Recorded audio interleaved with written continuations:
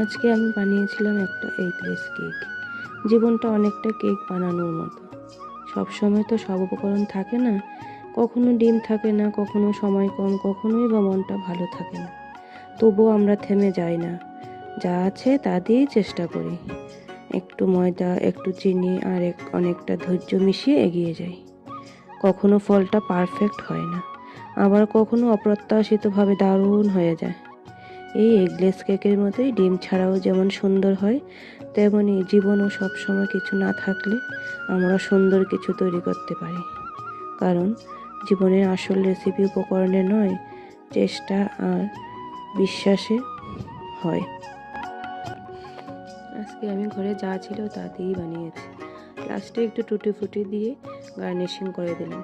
কিন্তু আমি জানো কেকটা ওভেনে বানাইনি, আমি নর্মাল গ্যাসেই কড়াইতে বানিয়েছি।